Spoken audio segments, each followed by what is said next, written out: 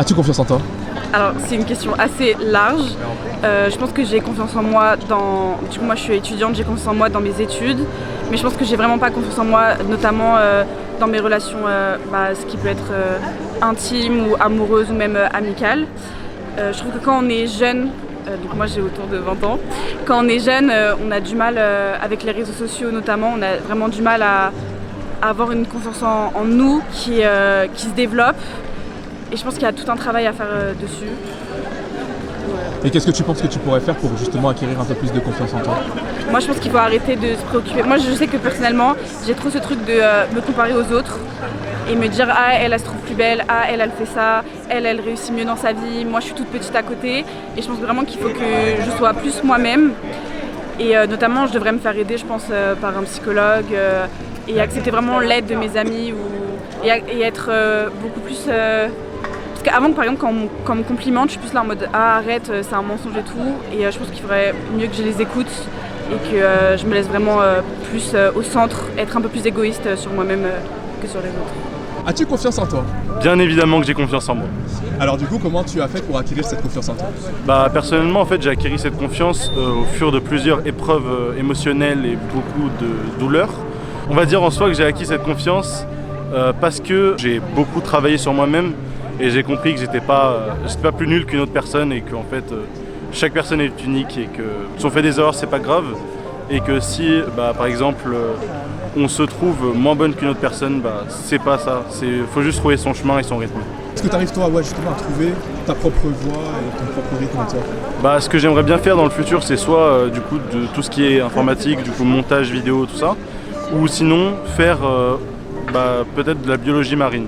Mais la biologie marine, c'est si l'école ça marche. Parce que là, actuellement, c'est pas trop ça. As-tu confiance en toi? Oui, ça va. Comment tu as fait pour acquérir cette confiance en toi? Au début, c'était pas facile. Après, j'ai fait beaucoup de petites activités qui te font un petit peu te dépasser. J'ai fait de la danse.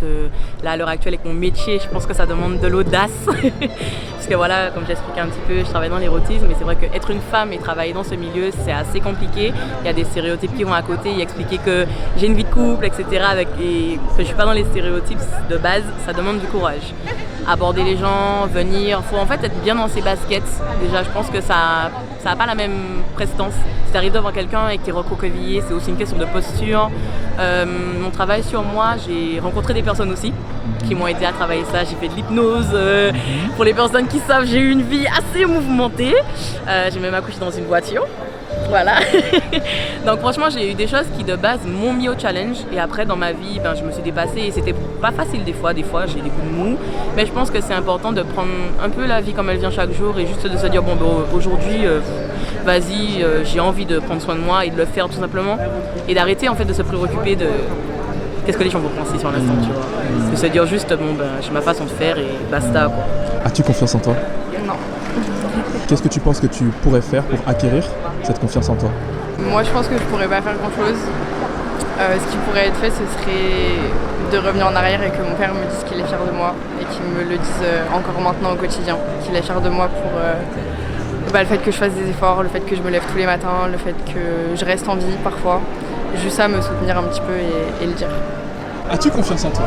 Oui, depuis quelques temps, oui, je réfléchis mieux à ce qui est essentiel à ma vie, donc ça me permet d'avoir plus confiance en moi. Comment tu as fait pour acquérir cette confiance en toi? De base, moi je suis pas du tout quelqu'un qui est confiant.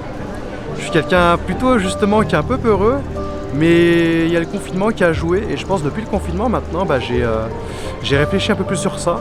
J'ai pris du recul et je me suis dit qu'est-ce qui va et qu'est-ce qui va pas. J'ai regardé des vidéos pour savoir pourquoi ça allait pas.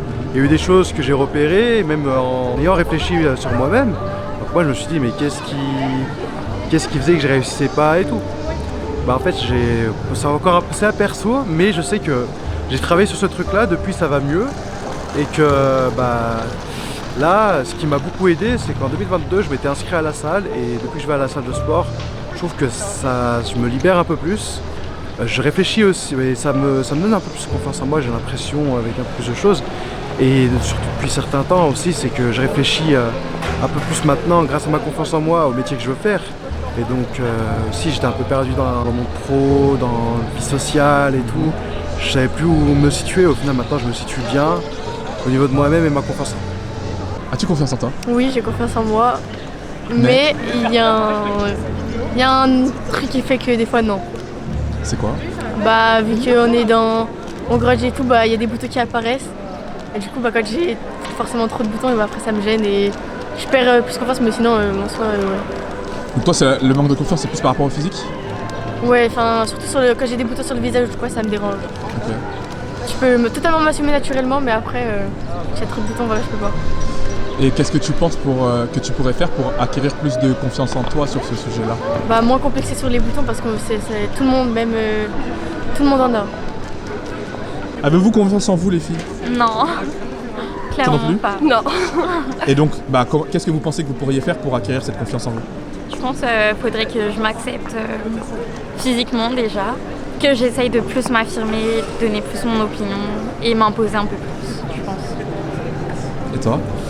Bah du coup non, oui bah s'accepter physiquement mais aussi mentalement essayer de se découvrir à travers des ateliers, des études, des jobs et tout pour un peu redonner confiance en soi, voir qu'on est capable de faire quelque chose qui a de l'intérêt pour soi mais aussi pour les autres, aider les autres, je pense que ça pourrait m'aider. As-tu confiance en toi? Non. Alors pourquoi? Enfin, est-ce que tu sais pourquoi tu n'as pas confiance en toi? Oui, j'imagine. Suite à une enfance assez difficile et une vie actuelle peut-être aussi pas si simple. Je vais quand même te poser la question, même si je ne sais pas la réponse. Qu'est-ce que tu penses que tu pourrais faire pour acquérir une confiance en toi? La question est difficile. Ouais, je sais. Oh là là, je sais pas trop. T'as pas d'idée? Non, j'ai pas d'idée là comme ça, c'est bien ça le problème. Est-ce que ça, là, ce qu'on est en train de faire, c'est pas déjà une... Oui, marque de confiance en soi? peut-être que je recherche comment je pourrais faire. As-tu confiance en toi? Oui, complètement. Comment tu as fait pour acquérir cette confiance en toi? J'ai appris à me détacher du regard des gens en fait, parce que tous nos complexes ils viennent pas de nous, mais ils viennent surtout de ce qu'on nous dit de faire, ce qu'on nous dit d'être, ce qu'on nous dit de penser aussi. Et je pense qu'il faut se libérer de toutes ces conventions qu'on nous inflige et qu'on ne s'inflige même pas à soi-même.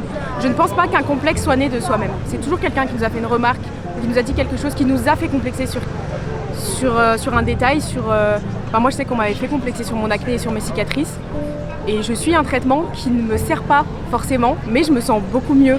Je me dis, en fait, je suis comme ça.